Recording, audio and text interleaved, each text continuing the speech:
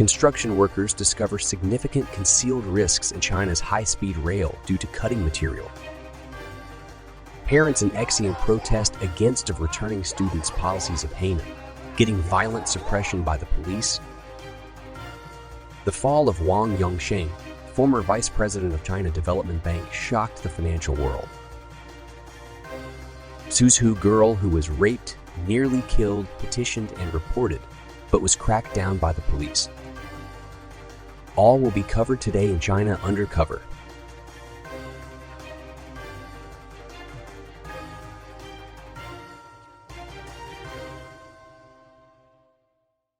China's high-speed rail has hidden major dangers. Construction workers report cutting material. On the morning of June 4, 2022, a high-speed train from Xi'an to Guangzhou encountered a problem. Recently, it was exposed that there were serious safety risks in the construction of a high-speed railway project in Shandong, where they cut corners and used substandard materials. When the construction workers raised concerns, they were threatened by the management with remarks like, "Do as you're told or leave."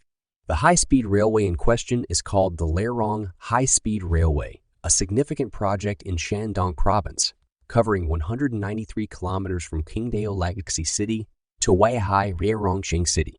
It had a total investment of 29.7 billion Chinese yuan, about $4.1 billion US, and was designed to operate at a speed of 350 kilometers per hour. Construction started in November 2020, and it was expected to be ready for operation by the end of October 2023. A company named Sanji was responsible for some of the foundation drilling work. They repeatedly informed the project leaders and on-site personnel from China Construction 8th Engineering Division, CE, about the issue of insufficient pile lengths during construction, but they were met with responses like "just do it or leave." Because of their complaints about the inadequate pile lengths and other issues, Sanji was eventually removed from the construction of the Lerong high-speed railway. One of Sanji's workers, Zhu Qi, revealed that during the drilling process for screw piles, according to the design drawings, they encountered hard geological conditions that prevented them from reaching the required depth. When they reported the situation to the CCE on-site personnel, they were ignored, and the instruction was given to pour concrete into the incomplete piles. Some workers who were part of the construction mentioned that if the actual length of the screw piles was shorter than the design, a significant amount of concrete could be saved, reducing costs for Casige, the main contractor. However, experts from Beijing Jiaotong University's Railway Engineering Research Department warned that if the pile length was too short, it could jeopardize the stability of the foundation, leading to permanent damage and safety risks for train operations. After this incident was exposed, it sparked discussions among mainland Chinese internet users. Some people shared on social media that such cutting corners and using substandard materials were not isolated cases, and similar practices happened in other projects too. Others expressed gratitude to those who reported the incident as they saved countless lives. The situation of cutting corners in the Lerong high-speed railway project was truly frightening, with more than half of the screw piles failing to meet the required design length, and some even less than 50 of the design length. Parents in Xi'an protest against of returning students' policies of Henan, getting violent suppression by the police.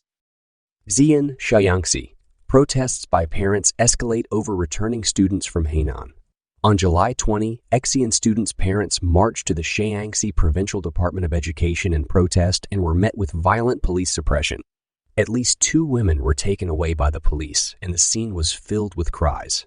Many mainland Chinese netizens expressed anger, saying, "Enough pretending, it's time to reveal the truth."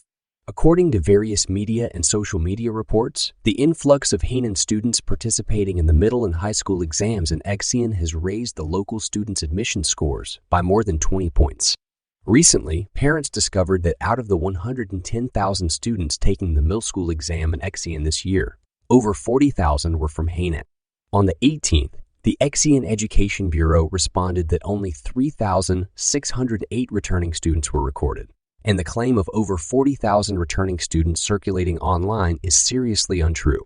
In response to this, parents of students raised at least 7 questions to the Education Bureau, questioning why they allowed so many students to participate in the exam when they knew about it, who handled their student status, how were they charged, and where did the fees go?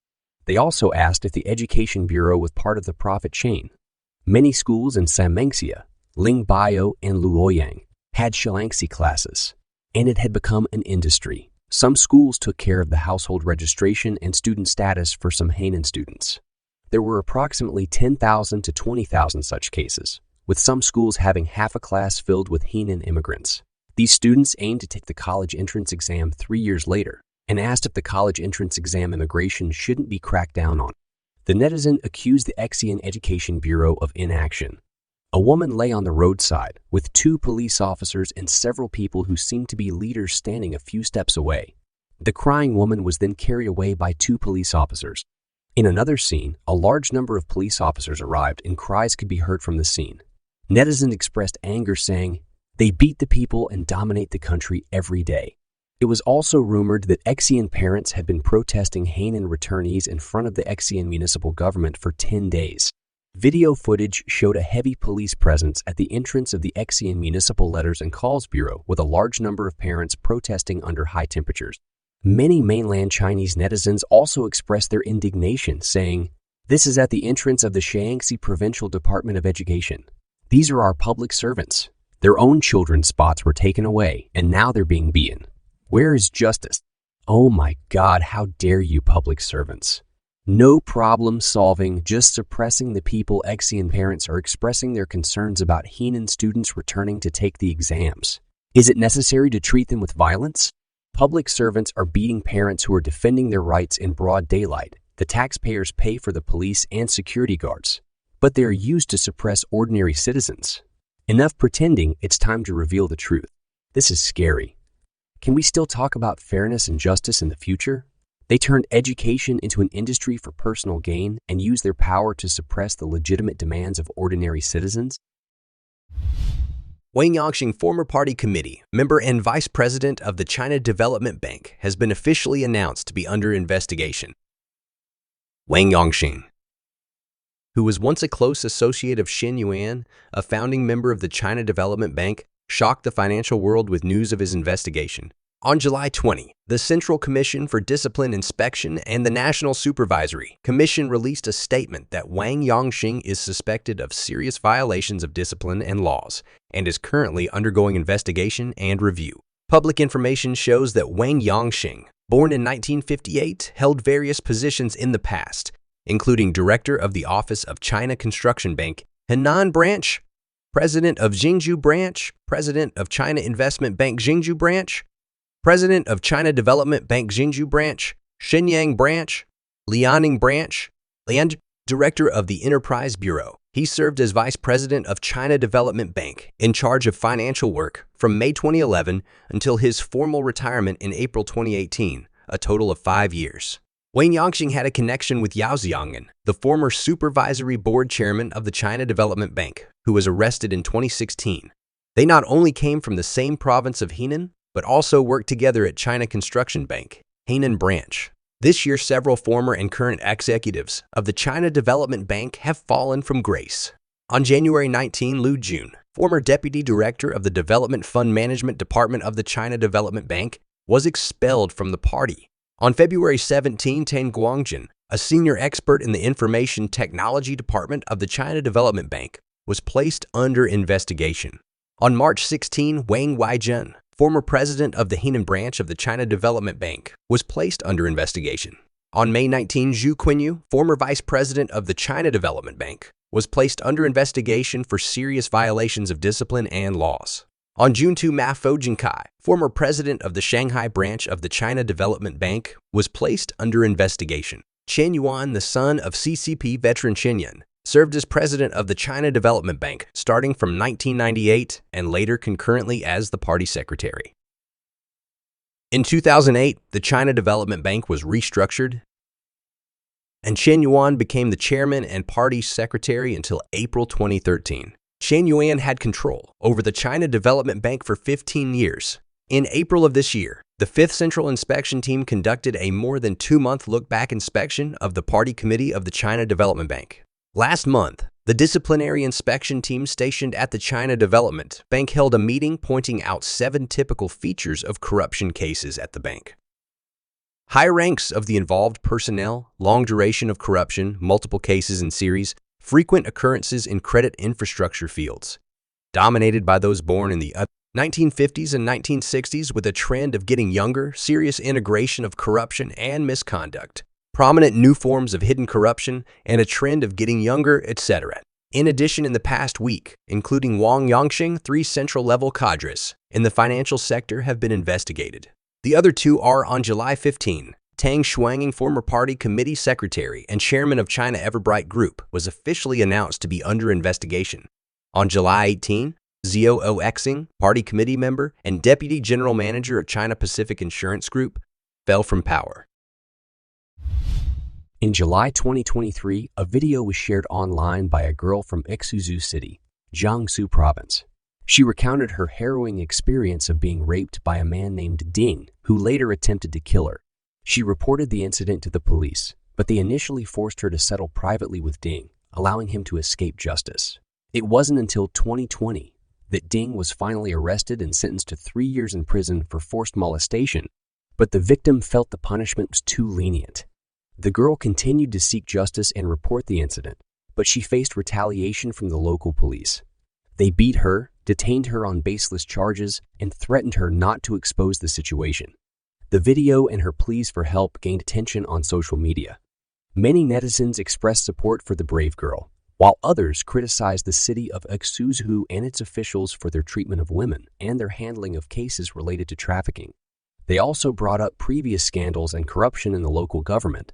The incident in Xi'an is not an isolated case, as there have been other reported cases of human trafficking in the area. This incident sheds light on the issues surrounding justice and women's rights in the city. Ironically, Xi'an received awards and accolades from the Chinese government and the United Nations for its livable city status, despite the serious social issues that have come to light in recent times. July 21, 2023. Since the release of China's economic performance report for the first half of the year, there has been a widespread belief that the economy is in a state of recession. The outlook for the second half of the year in terms of foreign trade exports, investments, and consumption is concerning, with the Chinese Ministry of Commerce stating that the foreign trade situation is extremely severe. After a brief period of economic recovery at the beginning of the year, the Chinese economy quickly showed signs of weakness. Official data revealed an overall economic downturn, a rarity in the past 40 years.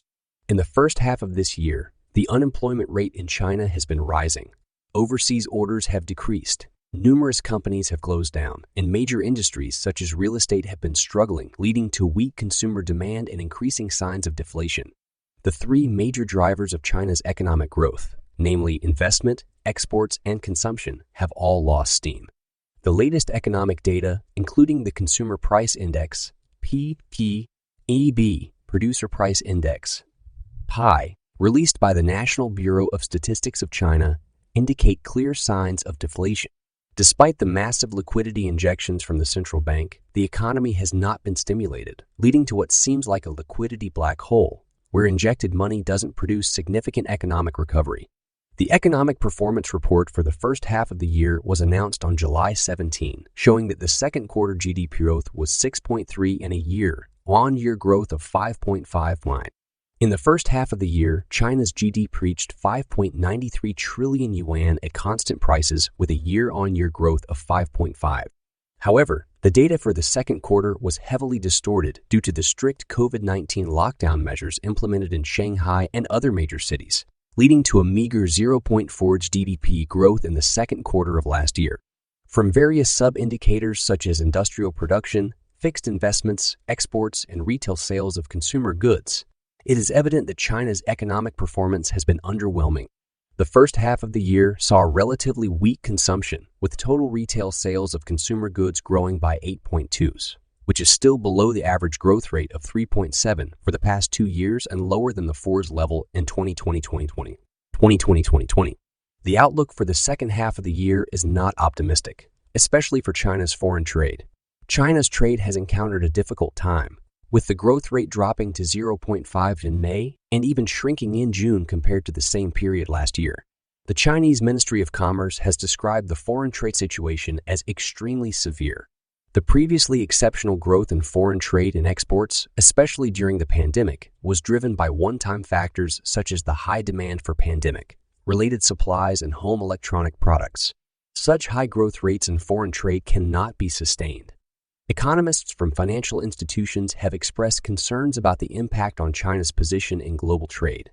Stabilizing China's market share in exports will require significant efforts. However, the current situation presents considerable challenges due to the slowdown in the European and American economies, strained external relations, and the relocation of the industrial chain. As of June 2023, China's exports saw a decline of 12.4% when denominated in US dollars and 8.3% when denominated in Chinese yuan. This is the most significant decline since the outbreak of the COVID-19 pandemic in 2020. At a press conference, the spokesperson of the General Administration of Customs of China, Liu Daliangik, expressed that China's foreign trade still faces significant pressure looking ahead to the second half of the year. Xi Jinping held a meeting of the Central Finance and Economics Committee, highlighting the sense of strategic crisis. During China's economic downturn, General Secretary Xi Jinping chaired a meeting of the Central Finance and Economics Committee to focus on food security. Although officials claim abundant harvests, food imports have been increasing year by year, and the shadow of a food crisis looms over the economic development path. On July 20, General Secretary Xi Jinping emphasized the importance of food security, describing food as the most vital for the country and cultivating land as the foundation of food production. He stressed the need to implement the strategy of storing grain in the land and technical means, strengthen land protection, improve land quality, and explore the comprehensive utilization potential of saline alkali land to expand agricultural production space. The meeting also listened to reports from various departments, highlighting the significance of comprehensive transformation and utilization of saline alkali land and ensuring the 1.8 billion mu of cultivated land red line. Saline alkali land, also known as saline land, refers to soil with high salt content and a pH value greater than 8.5, making it difficult for plants, especially crops, to grow. Depending on the amount of salt and alkali, it can be further classified into mild, moderate, and severe saline alkali land. According to incomplete statistics from UNESCO and FAO, China has about 99.13 million hectares of saline alkali land. The formation of alkaline soil and alkalized soil in China is mostly related to the accumulation of carbonate in the soil, resulting in a generally high degree of alkalinization where plants. Prior to this, Beijing authorities repeatedly emphasized the need to prioritize food production and ensure the supply of important agricultural products.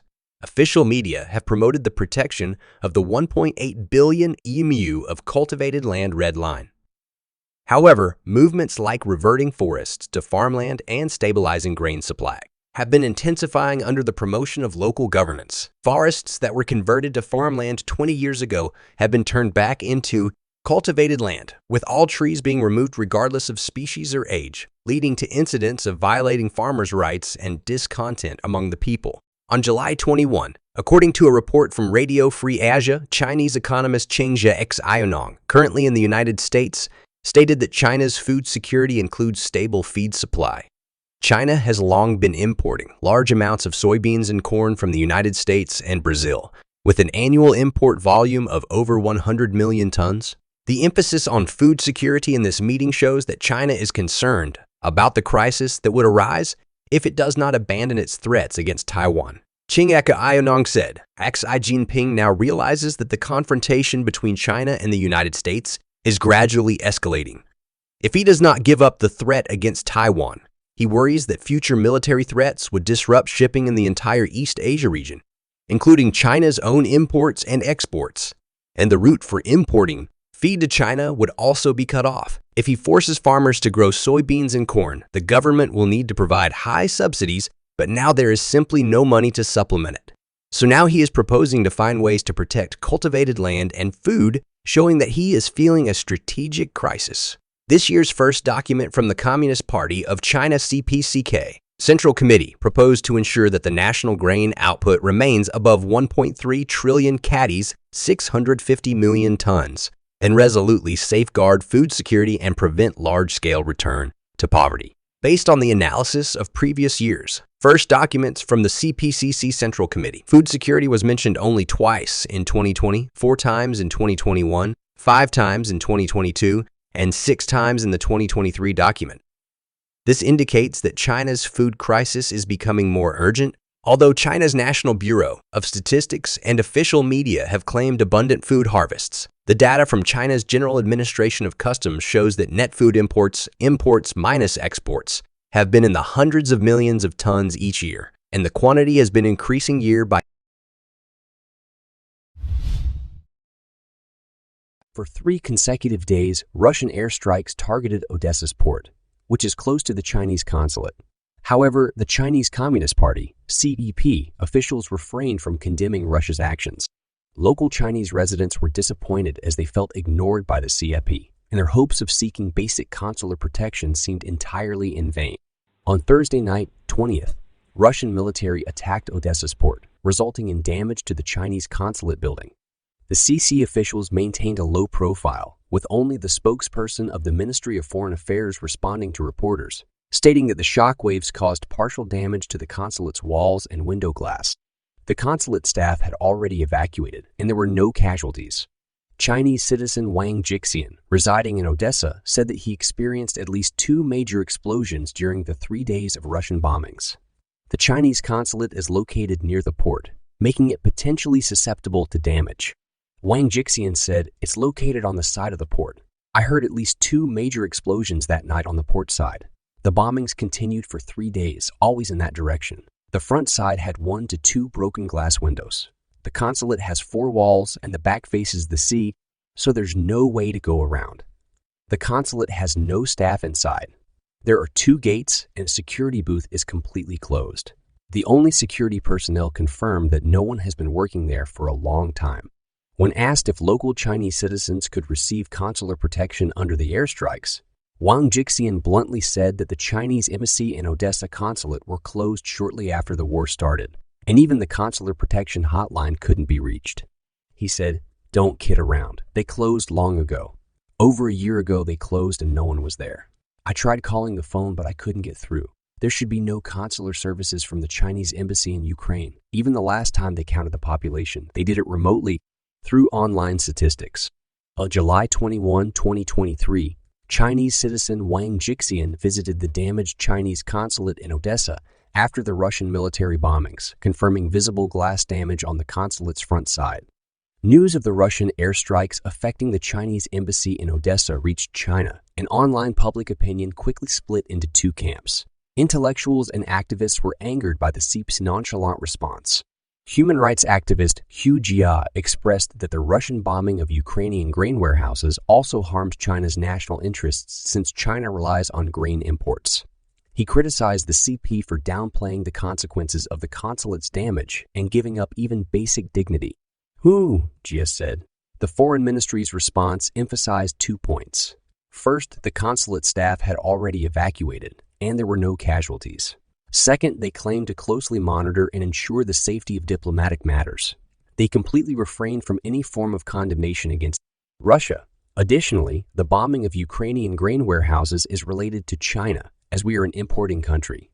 Because China treats Russia as its father, Russia can bomb as it pleases.